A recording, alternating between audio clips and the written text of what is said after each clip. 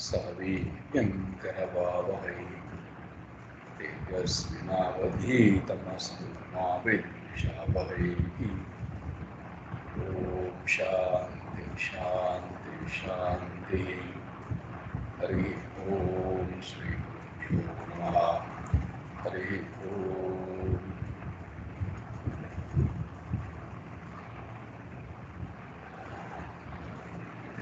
सच्चिदानंद रूपाय विश्वोत्पत्त्यादिहेतवे तापत्रय विनाशाय श्रीकृष्णाय वयं नमः।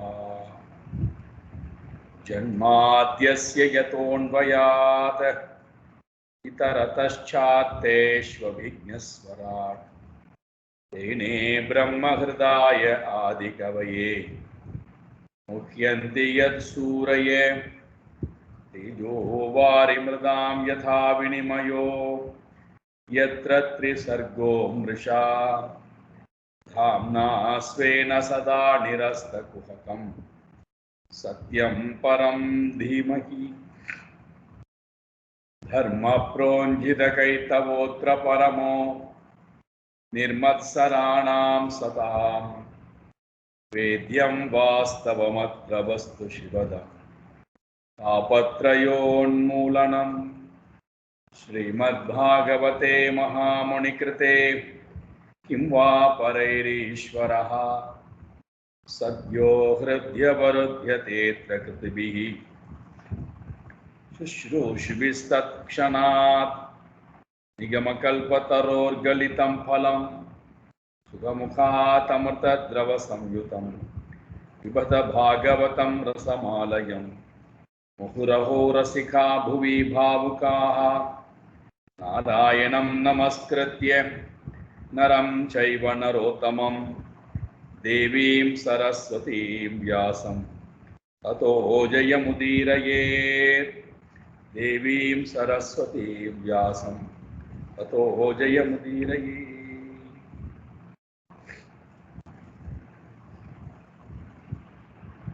ரிஷபதேவருடைய உபதேசம் தன்னுடைய புத்திரர்களுக்கும் அங்கே இருக்கக்கூடிய பிரஜைகளுக்கும் பிரவೃತ್ತಿ லட்சணம் நிவೃತ್ತಿ லட்சணம் இரண்டையுமே ரொம்ப ரொம்ப அழகாக விரிவாக சொல்லிக் கொண்டிருக்கிறார். நான் பார்த்து கொண்டிருக்கின்றோம். காலையிலே பார்த்தோம், அன்னப்பக்ஷியை போல் பகுத்தறிந்து அறியக்கூடிய குருவிடத்திலும் பகவானிடத்திலும் சங்கத்தை கொள்ளுதல், பக்தி கொள்ளுதல், அவர்களுக்கு சேவகம் புரிதல், வித்ருஷ்ணா என்று சொல்லக்கூடிய ஆசையிலிருந்து மனமானது திரும்புதல், உள்முகமாக திரும்புதல், சுக்கதுக்கம் என்று சொல்லக்கூடிய இருமையிலிருந்து விடுபடுதல், திதிக்ஷா என்று சொல்லக்கூடிய பொறுத்துக் கொள்கின்ற தன்மை, மன்னிக்கின்ற தன்மை, ஏற்றுக்கொள்கின்ற தன்மை இருத்தல். இந்த உலகத்திலும் இனிமேல் எடுக்கப் போகின்ற ஜென்மத்திலும் நமக்கு ஏற்படக்கூடிய இன்னல்களை கண்டு மனமானது அதை அறிந்து ஆராய்ந்து வைத்துக் கொள்ளுதல், எது சத்தியம் எது அசத்தியம் என்பதிலே நாட்டம் உடையவனாக இருத்தல், தவம் மேற்கொள்ளுதல், காமிய கர்மத்தை எல்லாம் விட்டுவிட்டு நிஷ்காமிய கர்மமாக கர்மங்களை செய்தல், இறைவனுக்கு அதையெல்லாம் அர்ப்பணம் செய்தவனாய் இருத்தல், என்னையே யார் மேலானவனாக கொண்டு என்னிடத்திலே பக்தி கொள்கின்றார்களோ அப்பேற்பட்டவர்களோடு நான் இணங்கி இருத்தல். இதுவரைக்கும் பார்த்தோம். கடைசியிலே நிர்வைரைகி என்று பார்த்தோம். எல்லா ஜீவராசிகளிடத்திலும் விரோதம் இல்லாத பாவம். இதுவரைக்கும் பார்த்தோம். இதெல்லாம் நாம் வளர்த்து கொள்ள வேண்டிய சாதனங்கள். அடுத்தது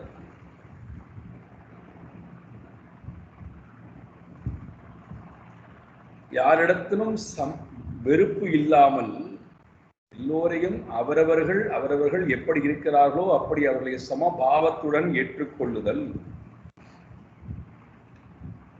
அதை விட முக்கியமானது மனதிலே எப்பொழுதும் உபசமகா, மனம் எப்பொழுதுமே சாந்த நிலையிலே இருக்குமாறு பார்த்துக் கொள்ளும்.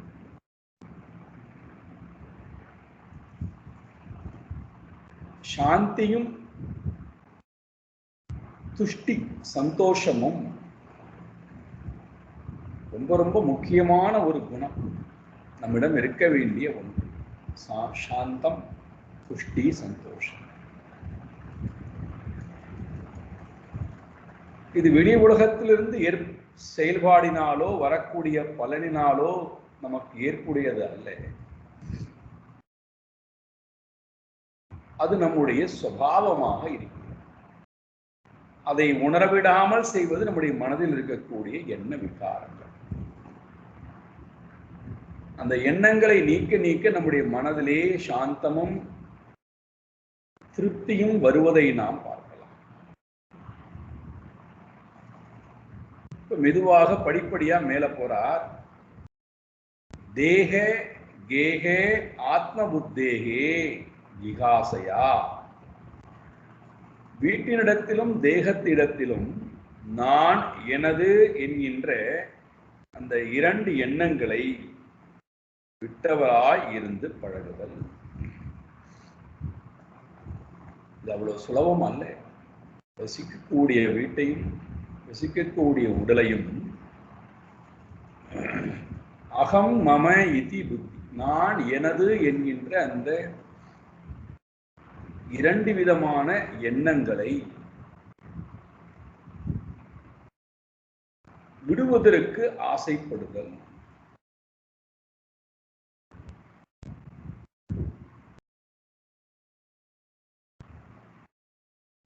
வசிக்கக்கூடிய இடம், வசிக்கக்கூடிய வீடு இரண்டும் நாம்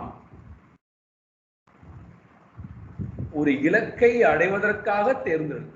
அவ்வளவுதான்.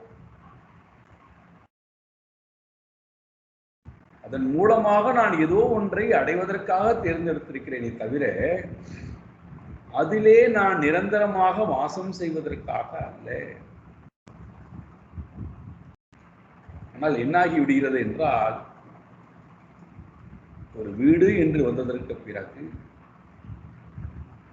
இந்த வீட்டை நம்மால் துறக்க முடியவில்லை. தேகம் என்று வந்ததற்கு பிறகு தேக அபிமானத்தை நம்மால் துறக்க முடியவில்லை. வீடு அபிமானத்தையும் நம்மால் துறக்க முடியும்.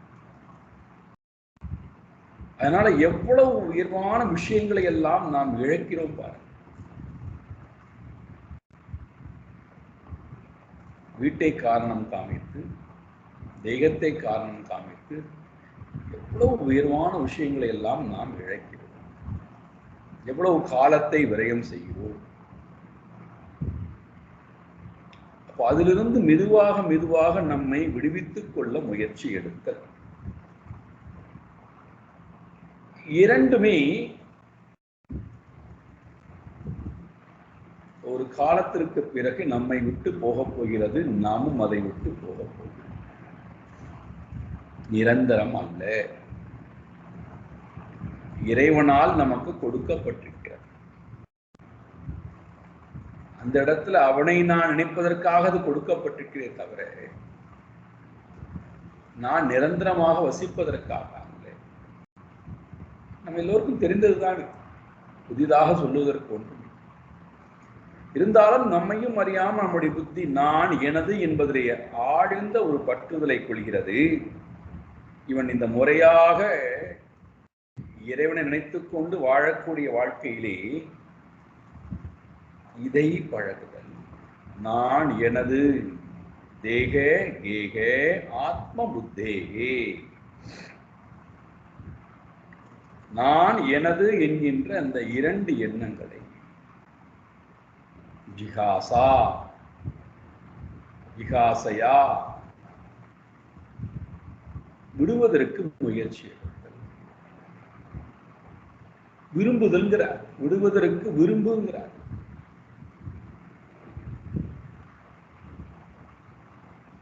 நமக்கு ஒன்றை விட வேண்டும் அப்படின்னு சொன்னாலே அடுத்து என்னங்கிற ஒரு கேள்வி வருகிறார். இதை விட்டால் நான் எங்கே போவேன்? எங்கேயும் போக வேண்டாம். மனதிலிருந்து அந்த அபிமானத்தை துறந்தால் போதும், அவ்வளவுதான். மனதிலிருந்து அபிமானத்தை துறப்பதுதான் துறவே தவிர பொருளை துறப்பது அல்ல துறவு. என்னுடையது நான், என்னுடையது நான் பற்றி கொண்டிருக்கிறேனே, அந்த எண்ணத்தை, நான் என்கின்ற அபிமானத்தை துறத்தல், துறப்பதற்கு விரும்புதல். அப்போ ஒன்றை நான் துறக்கணும், மனதால் துறக்க வேண்டும் என்று சொன்னால் அதைவிட மேலான ஒன்றை மனதுக்கு நான் தொடர்ந்து கொடுக்கணும். அப்பதான் இதை மனம் துறக்கும். அதுதான் அடுத்து சொல்றார், அத்தியாத்ம யோகேனே. அத்தியாத்ம யோகம், ஆத்மா அத்தியாத்மா, நம்மை பற்றின அறிவை, நம்மை பற்றின அறிவை பழகுதல். ஸ்ரவணம், மனனம், நிதித்தியாசனம் என்கின்ற யோகம், பயிற்சி. அத்தியாத்ம யோகம் என்றால் அதுதான்.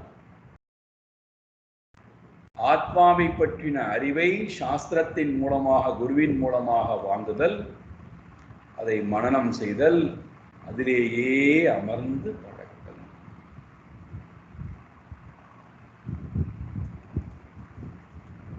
எப்பொழுது இது முறையாக நம்மிடம் நடக்கிறதோ, அப்போ நம்முடைய மனதிலே நான், எனது என்று எதெல்லாம் அபிமானம் வைத்திருக்கிறேனோ அது என்னை விட்டு தானாக போவதை பார்க்கலாம்.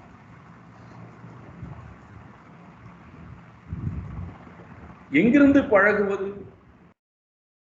இந்த நான், எனது என்பதை விடுவதற்கு சாஸ்திரத்தின் மூலமாக அத்தியாத்ம யோகம், ஆத்மாவை பற்றின ஞானத்தை எங்கிருந்து பழகுவது?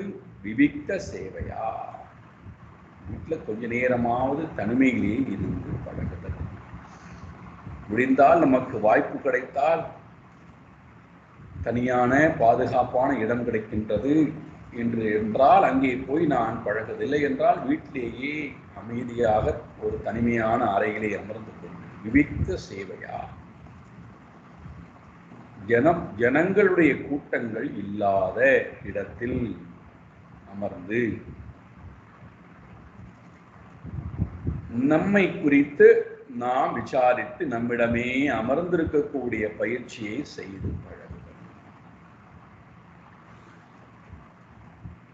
இதெல்லாம் தொடர்ந்து நடைபெற வேண்டிய விஷயம். ஏதோ ஒரு நாள் செய்தேன், வாரத்தில் 1 மணி நேரம் செய்தேன் அல்லது 1/2 மணி நேரம் செய்தேன், அதல்ல. தொடர்ந்து என்னுடைய பயிற்சியானது வாழ்க்கை முழுக்க அந்த உண்மையை உணர்கின்ற வரை தொடர்ந்து பழகும். விவிக்த சேவையா, ஜன சஞ்சாரம் இல்லாத வீட்டில் நமக்கு எப்பொழுது இனங்களுடைய தொந்தரவு இல்லை என்பதை நாம் ஊகிக்கிறோமோ அந்த நேரத்தை தேர்ந்தெடுக்கும். அது காலை பொழுதாக இருந்தாலும் சரி, அல்லது இரவு பொழுதாக இருந்தாலும் சரி, சாயங்கால நேரமாக இருந்தாலும் சரி, அல்லது மத்தியான நேரமாக இருந்த எந்த நேரம், யாரும் இல்லாத நேரம், நமக்கு நம்மை சிந்திப்பதற்கு உண்டான நேரம், இந்த நேரத்திலே நமக்கு உள்ளே செல்லுதல். அங்கே போய் அமர்ந்ததற்கு பிறகு பிராணனை நெறிமுறைப்படுத்தி பிராணாயாமத்தின் மூலமாக மனதை ஒருமுகப்படுத்தி தாரணை வரை வந்து பிறகு நிதித்தியாசனத்திலே அமர்தல்.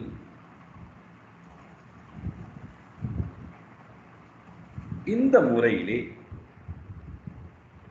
யார் ஒருவன் தொடர்ந்து தன்னுடைய பயிற்சியை செய்து வருகின்றானோ, அதே நேரத்திலே தன்னுடைய கர்மங்கள் அத்தனையும் இறைவனுக்காக செய்கிறேன் என்று சொல்லிவிட்டு வருகின்றானோ, குஷலம் கர்மன்னு பார்த்தோம் அல்லவா,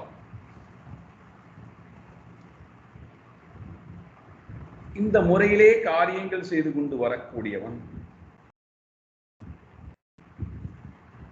ஒரு நாள் அல்ல, 2 நாள் அல்ல, சஸ்வத் அசம் பிரமாதேனே வாசாம் யமேனே, எப்பொழுதும் கவனமாக இருந்து கொண்டு செய்ய வேண்டிய காரியங்களை விடாமல் செய்கிறார். வீணாக எந்த விஷயங்களையும் பேசாமல் தவிர்த்து தன் சொரூபத்தையே மத் பாவகா சக்ஷனேன விஞ்ஞான விராஜித்தேன, பரமாத்மாவுடைய சொரூபத்தை அறிய வேண்டும் என்கின்ற ஆவல் கொண்டவனாய்,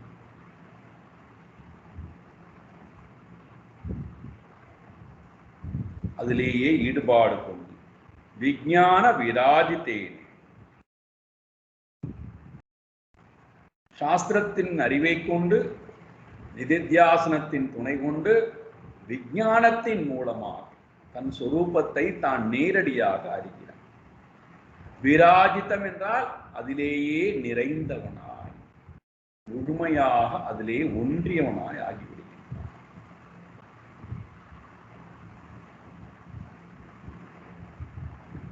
யார் ஒருவன் அவ்வாறு அதிலேயே ஒன்றியவனாய் கிருஷ்ணேன யோகி, கிருஷ்ணனாக இருக்கக்கூடிய என்னை யார் இந்த முயற்சியின் மூலமாக யார் என்னை அடைய ஆசைப்படுகிறார்களோ பேர்பட்டவர்கள்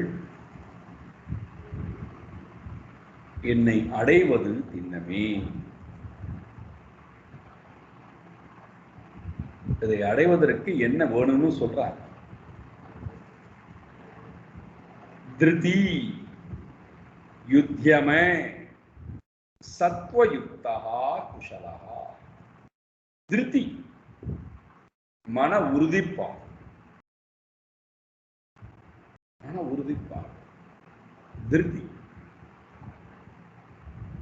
யுத்தியமகா விடாமுயற்சி, மன உறுதிப்பாடு விடாமுயற்சி. ஏன்னா நமக்கு ஒரு காரியத்தை தொடர்ந்து செய்யணும் வரும்போதே நமக்கு மனம் சோர்வும். ஒரு நாள் செய்வோம், 2 நாள் செய்வோம், 1 வருடம் செய்வோம், 10 வருடம், அப்புறம் போர் அடிச்சிடும். என்ன இதையே திரும்ப திரும்ப பண்றோம், ஒரு மாற்றமுமே இல்லையே அப்படின்னு ஒரு எண்ணம் வந்து சோர்வும்.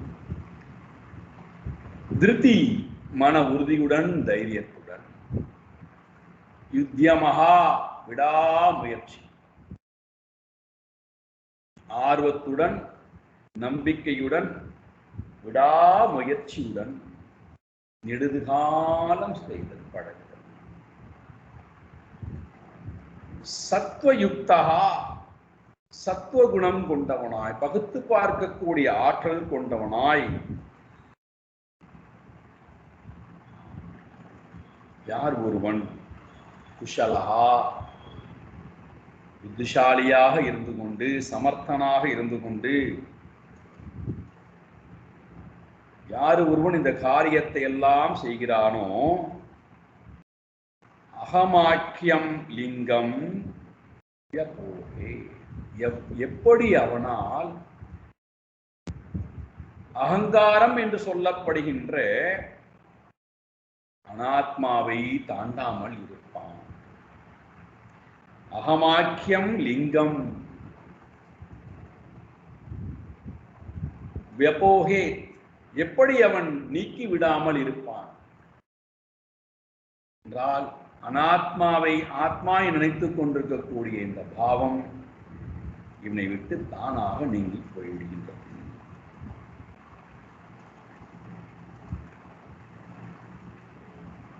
ஆகையினாலே இந்த உயர்ந்த உபாயத்தை நீங்கள் இடைவிடாது மேற்கொள்ளுங்கள். இவ்வாறு நீங்கள் செய்தால் நீங்கள் ஞான பிராப்தி அடைவீர்கள், மோட்ச பிராப்தி அடைவீர்கள்.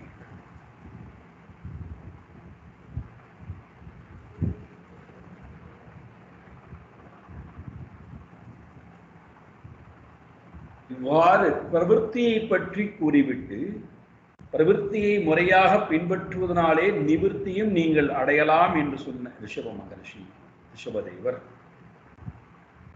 அந்த உண்மையை உணர்ந்தவன் இந்த உலகத்திலே எப்படி வாழ்வான் அதையும் காட்ட வேண்டும் என்று ஆசைப்படுகிறார்.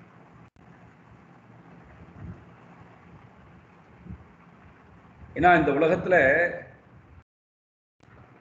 எது சிரேஷ்டமான வாழ்க்கை முறை அப்படின்னு நான் நினைக்கிறோம் என்றால், மக்கள் எதை அதிகமாக கொண்டாடுகிறார்களோ அது சிரேஷ்டமான வாழ்க்கை முறையா இருக்கு. அதிகமான மக்கள் விரும்பக்கூடிய வாழ்க்கை முறையை நாம் ரொம்ப சிரேஷ்டம் சொல்றோம். அதற்கு மாறாக யாராவது வாழ்ந்தால் நமக்கு அது ஏற்புடையதாக இல்லை, ஏற்றுக்கொள்ள மனம் மறுக்கிறது, அதை ஏளனம் செய்கிறது. இங்க சொல்றாரு பாருங்க, கர்ம பந்தங்களை எல்லாம் துறந்தவர்கள், உண்மையை உணர்ந்த மாமுனிவர்கள், இந்திரியத்தையும் மனதையும் அகங்காரத்தையும் முழுமையாக அடக்கியவர்கள், பக்தியின் மூலமாக, ஞானத்தின் மூலமாக, வைராக்கியத்தின் மூலமாக பரமஹம்சம் என்று சொல்லக்கூடிய சந்நியாச தர்மத்தை மேற்கொண்டவர்கள், துறவரம் பூண்டவர்கள், உண்மையை உணர்ந்து துறவரம் பூண்டவர்கள், அவர்களுடைய வாழ்க்கை முறை எப்படி, அதையும் உங்களுக்கு நான், ஏனென்றால் எப்பொழுதெல்லாம் நமக்கு பிரவೃತ್ತಿ வாழ்க்கை முறை வெறுப்பை கொடுக்கிறது, அப்பொழுது அடுத்த வாழ்க்கை முறையை தேர்ந்தெடுக்க வேண்டுங்கிற எண்ணம் வரும். ஆனா அதை எப்படி தேர்ந்தெடுப்பது, அதனுடைய தர்மம் என்ன என்பது நமக்கு தெரியாததுனால கொஞ்ச நேரத்திலேயே மனம் மாறிவிடுகிறது. அங்கே போனால் நாம் எப்படியெல்லாம் வாழ வேண்டும் என்று தெரியவில்லையே, எப்படி வாழ்வது தெரியவில்லை, யார் நமக்கு வழிகாட்டுவார்கள் தெரியவில்லை, அந்த வாழ்க்கை முறையை நாம் வாழ்வதற்கு தகுதி படைத்தவரா என்று தெரியவில்லை. அப்போ அந்த வாழ்க்கை முறையை நாம் எங்கேயோ சென்றுதான் வாழ வேண்டும் என்ற அவசியம் இல்லை. இங்கே சொல்லப்படக்கூடிய இந்த பரமஹம்சர்கள் உண்மையை உணர்ந்தவர்கள், சந்நியாசம் மேற்கொண்டவர்கள் வாழக்கூடிய வாழ்க்கை முறை இருக்கிறது. இதை நமக்கு பிரமாணமாக கொடுக்கிறார். ஆழ்ந்த பக்தி இறைவனின் பால் இருக்கிறது, கடவுளோடு ஐக்கியமானவர்கள், உண்மையை உணர்ந்து வாழக்கூடியவர்கள், பேர்பட்டவருடைய வாழ்க்கை முறையை தான் வாழ்ந்து காட்டுவதின் மூலமாக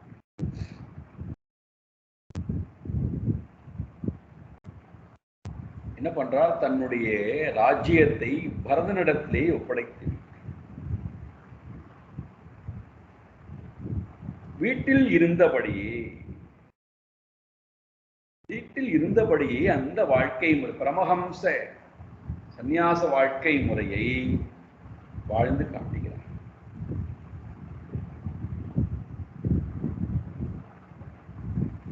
எப்படி?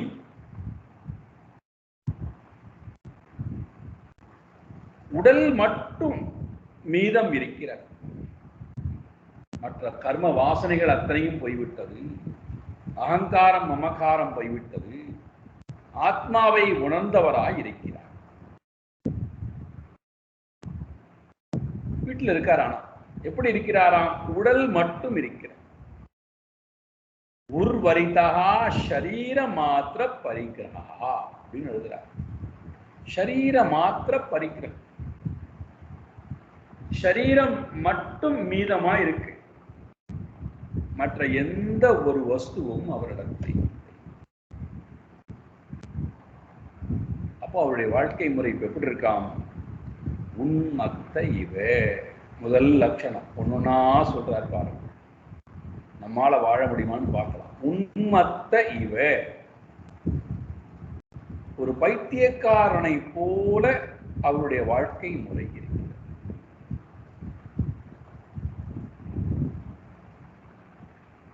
வீட்டில் தான் வாழ்றார், தேகத்தில் தான் வாழ்கிறார், ஆனால் அவருடைய வாழ்க்கை முறை ஒரு பைத்தியக்காரனை போன்ற ஒரு வாழ்க்கை முறையாக இருக்கிறது.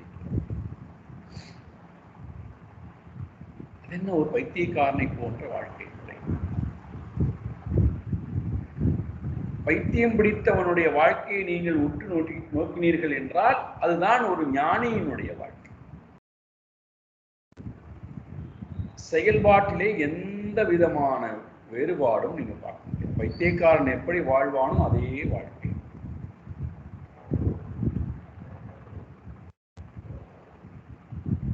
எங்களால் பைத்தியக்காரனுடைய வாழ்க்கை முறையை புரிந்து கொள்ள முடியவில்லையே, எங்களுக்கு அதை ஞானியினுடைய வாழ்க்கை முறையில் ஒப்பிடுகிறீர்களே,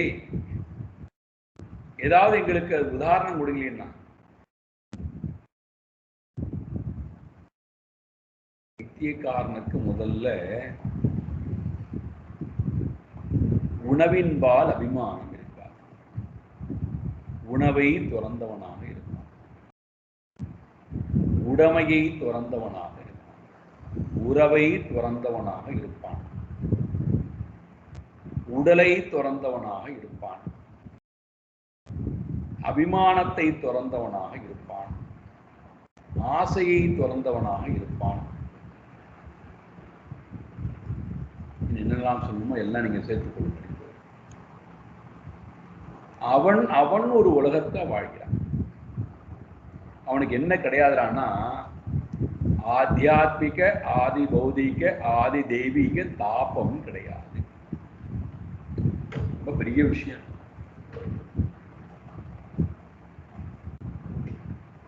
உடலை பற்றி ஸ்மரணை வந்தால்தானே ஆத்தியாத்மிகம், சுற்றுப்புறத்தை பற்றி கவலை வந்தால்தானே ஆதி பௌதீகம், இயற்கை பற்றி கவலை வந்தால்தானே ஆதி தெய்வீகம். மூன்றையும் பற்றி அவனுக்கு கவலை இல்லை. மூன்றையும் கடந்து போன காரணத்தினாலே மூன்று வகையிலும் வரக்கூடிய தாபங்கள் அவனை தொடுவதில்லை. பக்தன், உண்மையான பக்தன் இறைவனின்பால் பித்து கொண்டு விட்டானே, ஆனால் அவனுடைய வாழ்க்கை முறைப்படித்தான் இருந்தாக வேண்டும். வெளியிலிருந்து பார்க்கின்ற நேரத்திலே அவர் நன்றாக உடை அணிந்து கொள்வதைப் போல,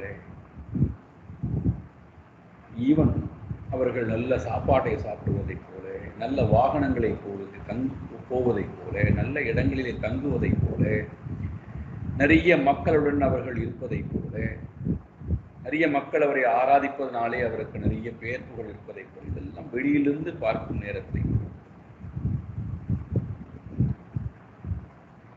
ஆனால் அவருடைய உள்ளம் இங்கே இல்லை. அவருடைய உள்ளம் எதிரிடத்திலும் இல்லை, இறைவனை தவிர.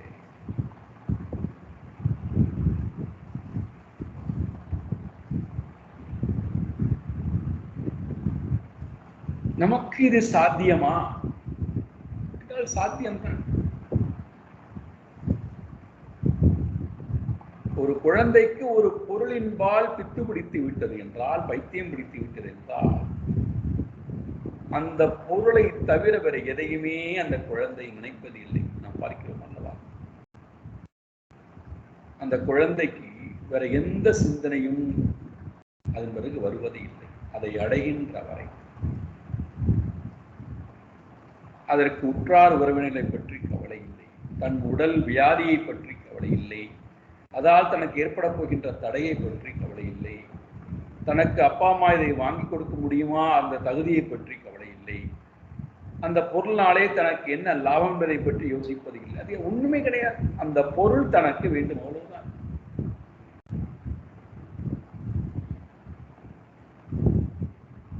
ஒருவேளை அந்த குழந்தையை நாம் அதட்டி பயம்படுத்தி கஷ்டத்தை கொடுத்து தூங்க வைத்தாலும் கூட இந்த குழந்தை தூங்க மறுக்கிறது. தூங்கியது போல இருந்தாலும் திடீரென்று தூக்கத்தில் எழுந்து கொண்டு மறுபடியும் அதே பொருளை கொடு என்று கேட்கிறார். அதே போலதான் நம்முடைய மனம், பித்து பிடித்தவர்களுடைய மனம், இறைவனை முழுமையாக தன்னுடைய மனதிலே கொண்டவர்களுடைய மனம் உன்மத்த இவ, ஒரு பைத்தியக்காரனை போல அவர் இருக்கிறாராம். ரிஷபதேவர் தன்னுடைய குழந்தைகளுக்கு வாழ்ந்து காட்டுறார். ஒரு பைத்தியக்காரன் எப்படி வாழ்வானோ அதே போல் அவருடைய வாழ்க்கை வீட்டிலே இருக்கிறார். ஆனால் ககன பரிதானஹா. ககன பரிதானஹா திகம்பரனாக இருக்கிறார். ககனம் என்றால் ஆகாசம். ஆகாசத்தையே ஆடையாக கொண்டு, ககன பரிதானஹா என்றால் ஆகாசத்தையே ஆடையாக கொண்டு உடம்பை மறைத்துக் கொள்வதற்காக அவர் அம்பரம் ஆடையை தேடுவதில்லை.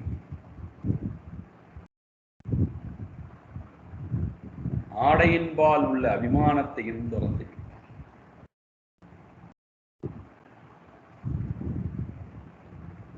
பிரகீர்ண கேசா, கேசத்தை பற்றியும் அவருக்கு கவலை இல்லாமல் போய்விட்டது. கேசத்தை பராமரிக்க வேண்டுமே முறையாக என்று அந்த எண்ணமும் இல்லாமல் ஜடையை போட்டுக் கொண்டு விடுகிறார். ஜடாதாரியாக இருக்கின்றார். அதுல தன்னுடைய அபிமானம் போய்விடக்கூடாது, அதுல தன்னுடைய நேரம் போய்விடக்கூடாது, அதனால் தனக்கு கர்வம் வந்துவிடக்கூடாது என்பதை கவனமாக இருந்து பிரகீர்ண கேசா, ஜடாதாரியாய் இதனால் வரைக்கும் விகஸ்தாசிரமத்திலே இருந்தவர், உண்மையை உணர்வதற்கு முன்பு வரை அக்னிகோத்திரம் செய்தவர். இப்பொழுது உண்மையை உணர்ந்த காரணத்தினாலே ஆத்மனி ஆரோபித்த, ஆத்மனி ஆரோபித்த ஆகவணீயா பிரம்மா வார்த்தாத் பிரவ்ராஜ, எல்லா விதமான அக்னி காரியங்களை ஆகவணியம் போன்றிருக்கக்கூடிய ஆகவணியம், கார்கபத்தியம் என்று சொல்லக்கூடிய என்னென்னலாம் யாகங்கள் சொல்லப்பட்டு அக்னியை சார்ந்திருக்கக்கூடிய யாகங்கள் எல்லாம் உண்டோ அதையெல்லாம் தன்னிடத்திலேயே அடக்கி கொண்டவராய் ஆரோபிதா, ஆரோபணம் செய்து கொண்டு தன்னிடத்திலேயே அனைத்தையும் முழுமையாக அடக்கி கொண்டவராய்,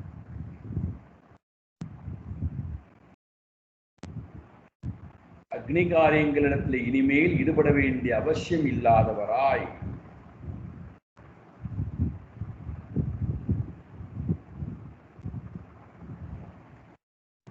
பிரம்ம ஆவர்த்தாத் பிரவ்ராஜ,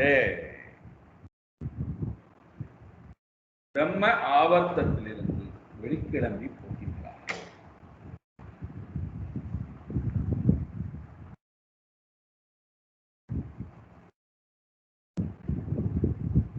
தன் வீட்டிலிருந்தே தன்னுடைய பிரயாணத்தை ஆரம்பிக்கிறார்.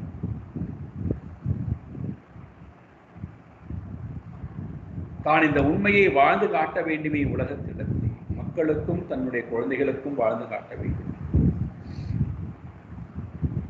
எப்படி வாழ்ந்து காட்டுகிறாராம்? மறுபடியும் சொல்றார் பாருங்க, ஜட அந்த மூக, ஒரு ஜடத்தை போல உணர்ச்சி அற்றவராய் வாழ்ந்து காட்டு. ஒரு ஜடம் என்ன அர்த்தம்? உலகத்து மனிதர்கள் என்ன பேசினாலும் சரி, அவரை விரும்பத்தகுந்ததாக இருந்தாலும் விரும்பத்தகுந்ததாக இருந்தாலும் என்ன பேசினாலும்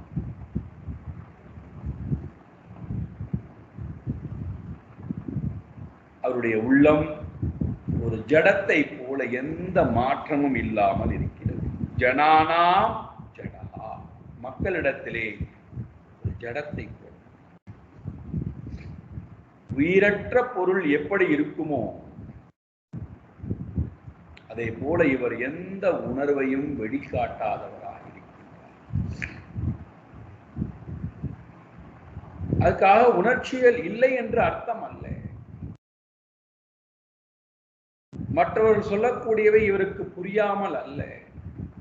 இவரால் திருப்பி அந்த விஷயங்களை மற்றவர்களிடத்திலே அதே போல பதில் கொடுக்க முடியாதவர் அல்ல. எல்லா தகுதியும் இருந்து ஜடத்தை போல இருக்கிறார். இதுதான் பக்தனுடைய உன்னத நிலை, உண்மையை உணர்ந்தவனுடைய உண்மை. ஏன் திருப்பி கொடுக்க வேண்டியதானே? நம்மை நாம் காப்பாற்றிக் கொள்ள வேண்டியதானே?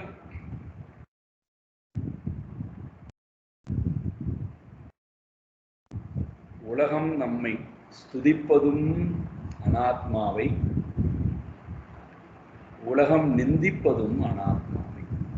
இது நமக்கு ஆழமா புரிஞ்சது என்றார்.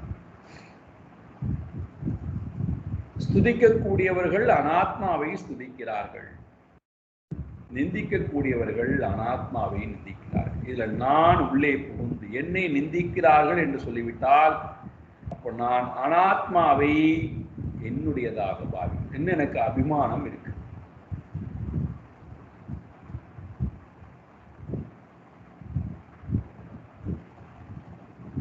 எதுவரை எனக்கு அந்த அனாத்மாவிடத்திலே ஆத்ம பாவம் இருக்கிறதோ அதுவரைக்கும் என்னால் ஆத்மாவை உணர்தல் ரொம்ப ரொம்ப கடினம். அனாத்மாவை விட்டு வெளியேறுவதும் ரொம்ப ரொம்ப கடினம்.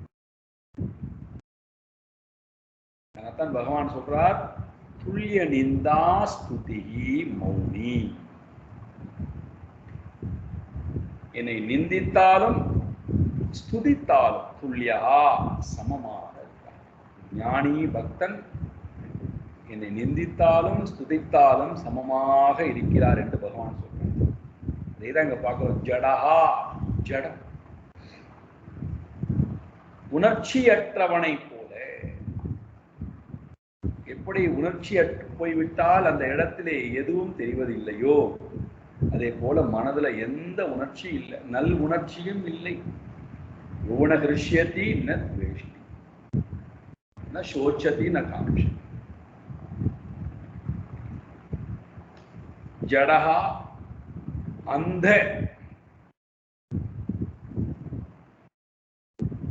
அந்த மூக்கா, ஒரு ஊமையை போல, ஊமையை போல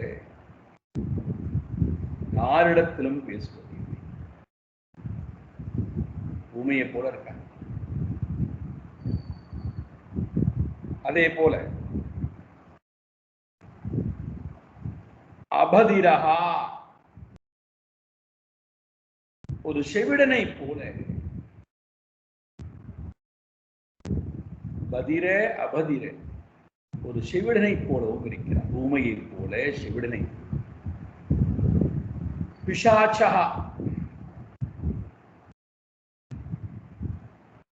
ஒரு பிசாச்சு போல.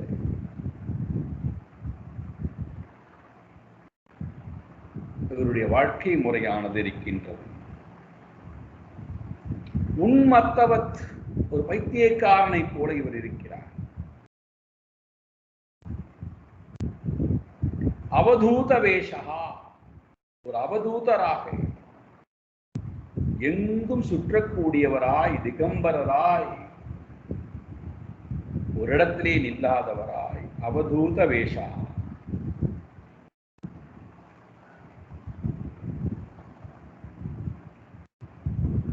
கிரகீத மௌனவ்ரத,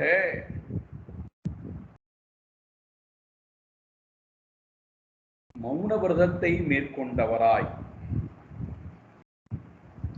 யாரிடத்திலும் பேசுவதும் இல்லை. தூஷ்ணீம் பபுவே, யாரிடத்திலும் பேசாதவராய் இருக்கின்றார்.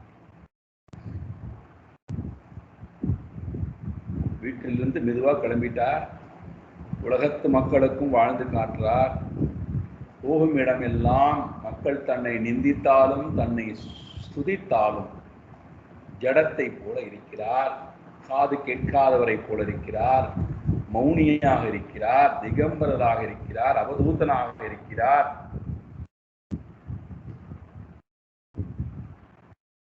மௌன விரதம் மேற்கொள்ளவராயிருக்கிறார்.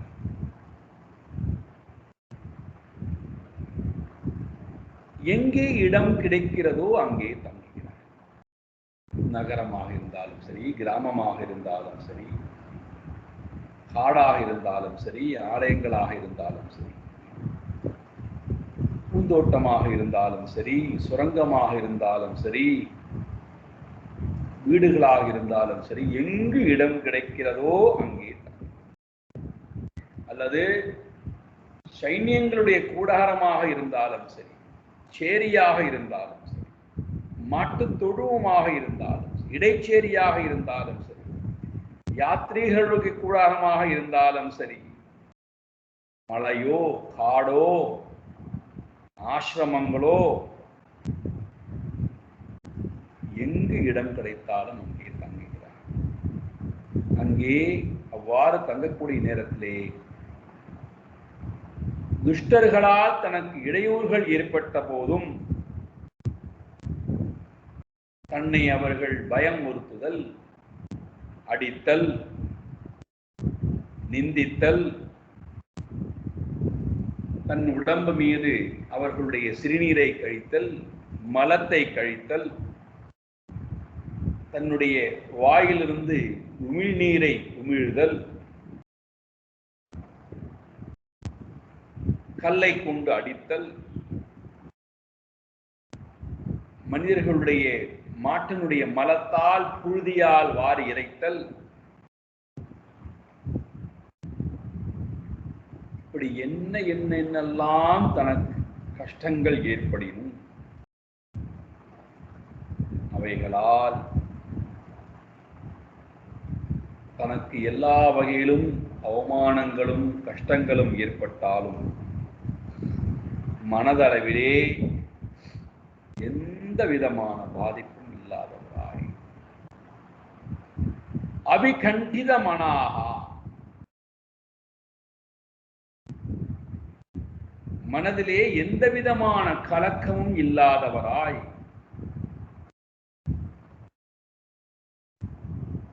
ஏகச்சரகா, ஒருவராக நடந்து கொண்டு போகிறாராம். தன்னந்தனியாகவே இந்த பாதையிலே நடக்கிறார். ஏகச்சரகா பிருத்திவீம் பரிபப்ரஹ, தனி ஒரு நபராக இந்த உலகம் முழுக்க சுற்றி வருகிறார். இது எப்படி சாத்தியம்?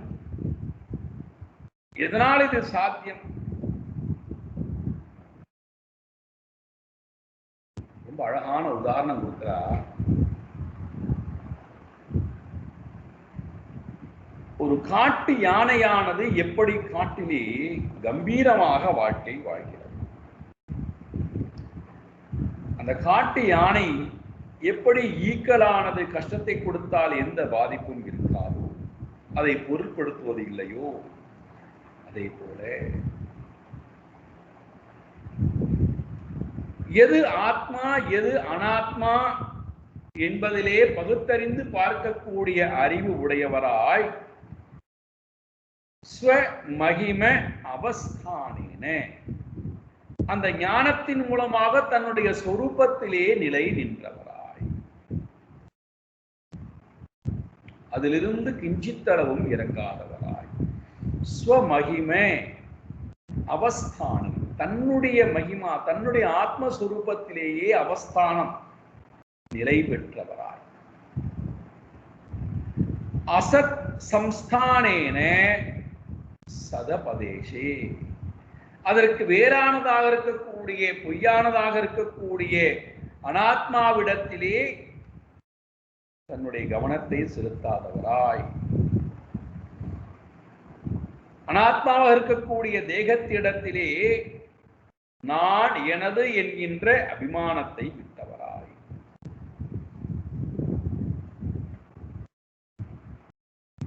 உடலுக்கும் மனதுக்கும் அகங்காரத்துக்கும் ஏற்படக்கூடிய அபிமானத்தை தன்னுடையதாக பாவிக்காத காரணம்,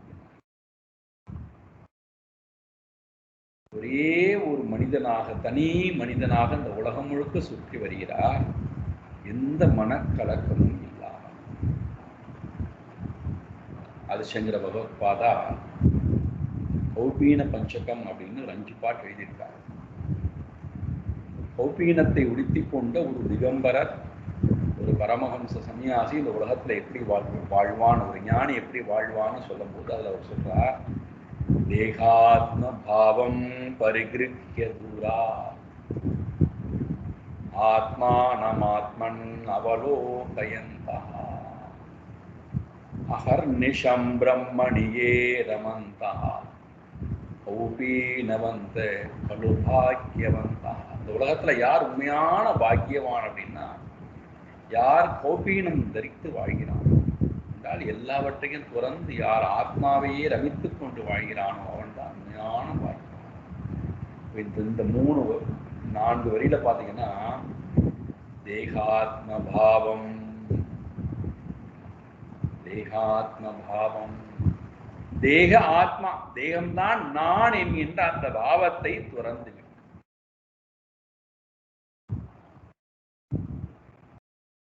ஆத்மானம் ஆத்மனி அவலோகயந்த, தன்னிடத்திலே தான் தன்னை பார்க்கிறான். தேகாத்ம பாவம் பரிகிருஹ்ய தூராத், தூரத்துல விட்டு எறிகிறான்.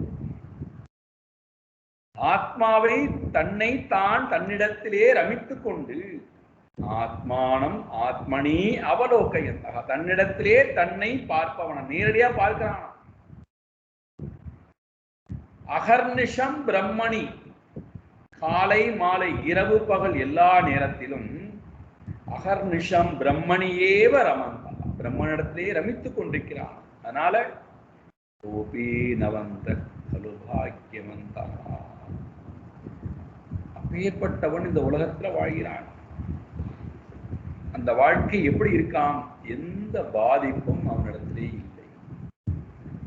பாதிப்பு வெளியிலிருந்து வரும். அவனை சலனப்படுத்துமா என்றால் சலனப்படுத்தான். கல்லை விட்டு எரிகிறார்கள், புழுதியை வாரி வீசுகிறார்கள், அசுத்தத்தை மேலே போடுகிறார்கள் என்றால் இதெல்லாம் ரமண மகர்ஷிக்கு நடந்தது. நடக்குமா இப்படியெல்லாம் என்றால், இன்றைக்கும் இந்த அனுபவத்தை அனுபவித்தவர் ஒருவர் பகவான் ரமண மகர்ஷி. நினைத்து பாருங்கள். கல்லை விட்டு எரிகிறார்கள், மலத்தை விட்டு எரிகிறார்கள், அவருடைய உடம்பிலே எச்சிலாய் உமிழ்கிறார்கள். இதெல்லாம் நடந்திருக்கு. சிங்கத்தை வாரி விட்டு எறிந்தார்கள், கம்பால் அடித்தார்கள், வசை பாடினார்கள். எல்லா அனுபவத்தையும் அவர் அனுபவித்திருக்கிறார். இதெல்லாம் சாஸ்திரம் பொய் சொல்லி இருக்கிறதா? எனக்கு வாய்ப்பே இல்லை என்று சொல்வதற்கு அல்ல. கண்கூடாக ஒருவரை நான் பார்த்தேன் நம்முடைய காலத்திலே.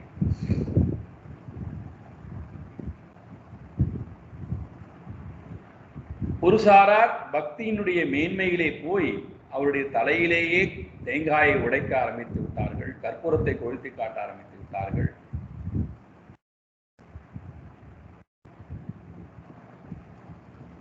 இவர்களுடைய அதீத பக்தியும் அதீத செயல்பாடையும் கண்டு அவர் குகைக்குள்ள போய் உட்காந்துக்கிறார். பல நாட்கள் குகையிலேயே உட்காந்துக்கிறார்.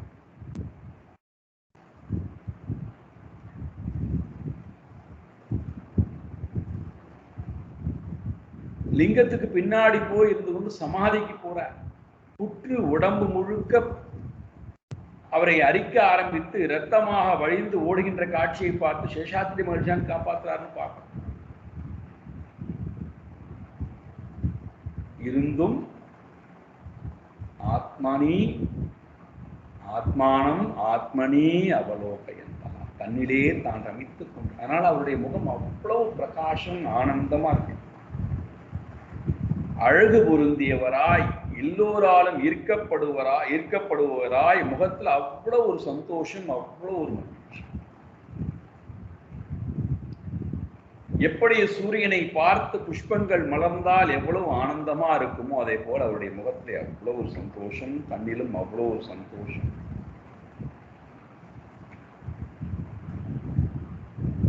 எதுவுமே இல்லை, ஆனால் மன நிறைவு. எப்பொழுதுமே ஆனந்தத்திலேயே இருக்கக்கூடிய காட்சி. பார்த்த மக்களுக்கு இவரை பார்த்த மாத்திரத்திலேயே ஒரு ஆகர்ஷண சக்தி, ஈர்ப்புத்தன்மையானது ஏற்பட்டு விடுகிறது.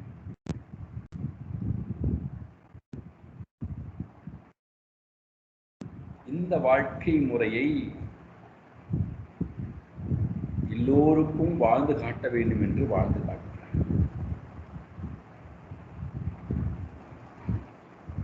இருந்தும்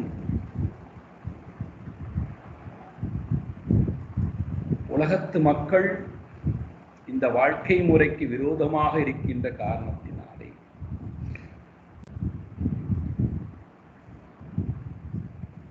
ஏன்னா உலகத்து மக்களுக்கு இந்த வாழ்க்கை முறை ஆத்மா அனாத்மாவை அறிந்து கொண்டு வாழக்கூடிய வாழ்க்கை முறைக்கு விரோதமான ஒரு வாழ்க்கை, காமியமான ஒரு வாழ்க்கை.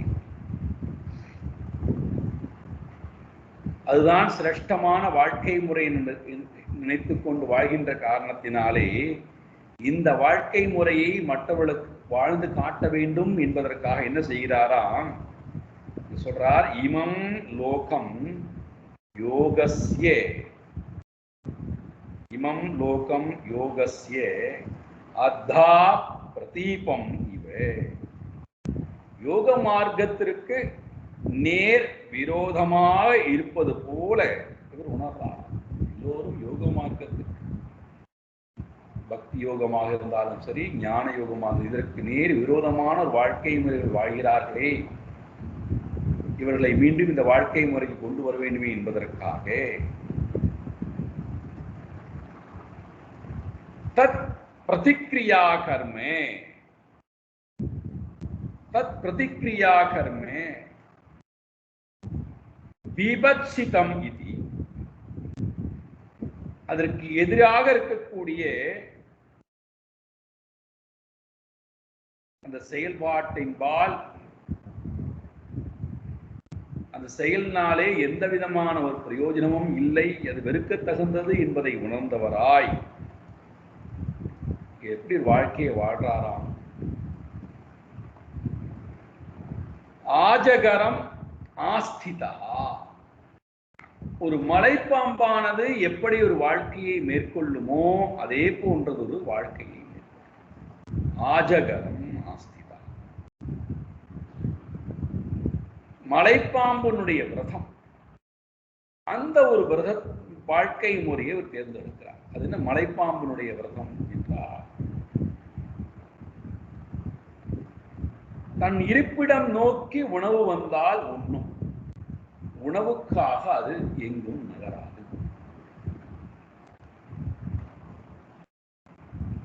இதுதான் எத்தனை நாளானாலும் சரி, உணவுக்காக ஒரு இடத்தை விட்டு மற்றொரு இடத்துக்கு நகர்ந்து போகிறதா என்றால் மலைப்பாம்பு அவ்வாறு போவது. பட்டினத்தாரும் இந்த ஒரு நிலைக்கு வந்து விடுகிறார். இருப்பிடம் நோக்கி அன்னம் வந்தால் உண்பேன், இல்லை என்றால் இந்த சரீரம் இங்கேயே விழுந்து விட்டு போகட்டும்.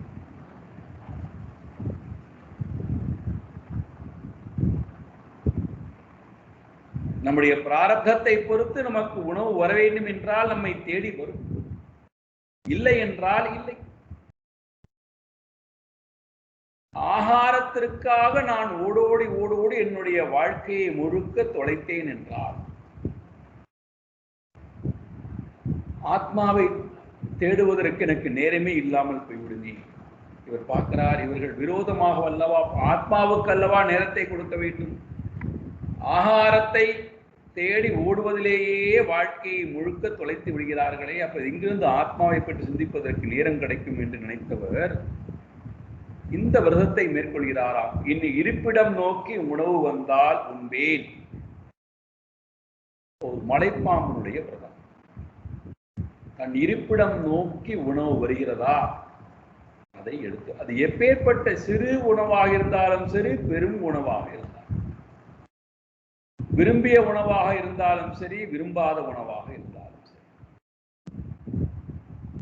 தனக்கு உணவு வருகிறது, தேடி வருகிறது என்றால், நேற்று வரை உணவு இல்லை, இன்று வந்திருக்கிறது, நாளையும் உணவு வருமா என்று தெரியாது. அப்ப இந்த ஜீவன் நேற்றும் இல்லை, நாளையும் இல்லை, ஆகிய நாளை நான் நாளைக்காக நான் தக்க வைத்துக் கொண்டேன், வைத்துக் கொண்டிருந்தேன். இன்றைய சாப்பாடு கிடைத்தது, சாப்பிட்டு விட்டேன், அவ்வளவுதான். இனிமேல் உணவு வந்தால், நாளை வந்தால் சந்தோஷங்களே இல்லை. சேர்த்து வைத்துக் கொள்ளுதல் என்பதும் இல்லை, தேடி போதல் என்பதும் இல்லை. விரும்பிய உணவை தேடி போதல் என்பதும் இல்லை. அதற்காக நேரத்தை, நாட்களை, ஆயுளை விரயம் செய்வது என்பதும் இல்லை.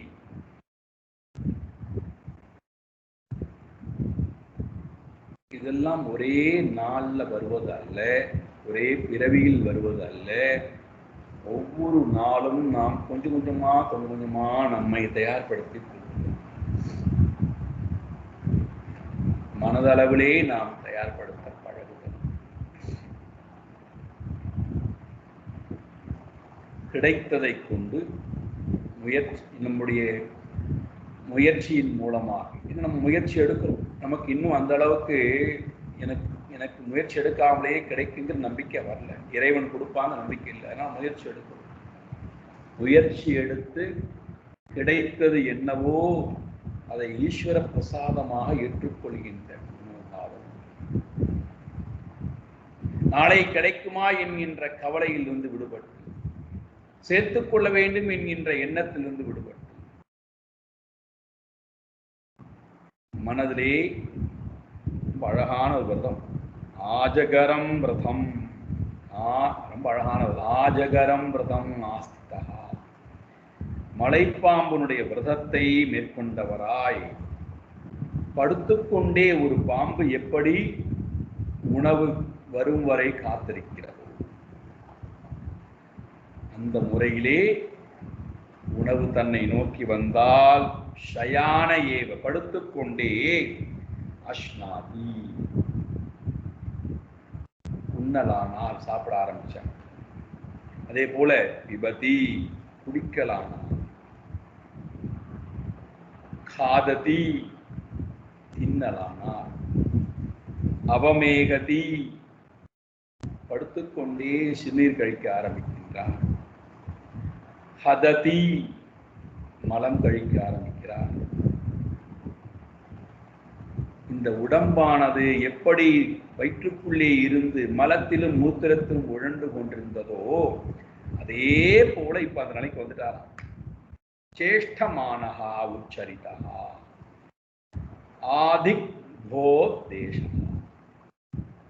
உடலை சுற்றி மலர்ந்து நிரம்பி இருக்கக்கூடிய மலத்திலும் மூத்திரத்திலும் புரண்டு கொண்டிருக்கக்கூடியவராய், உடல் முழுவதும் மலத்தை பூசிக்கொண்டவராய், உடலே மலம்தான், அந்த மலத்தை உள்ளிருந்து வந்த மலத்தால் பூசிக்கொண்டு எழுதுகிறார் சுக மகரிஷி. உள்ளிருந்து வரக்கூடிய மலம் நார வேண்டும் அல்லவா? உண்மையை உணர்ந்த காரணத்தினாலே உள்ளிருந்து வந்த மலம் நாரவில்லை, மாறாக நறுமணம் பொருந்தி இருக்கின்றதா.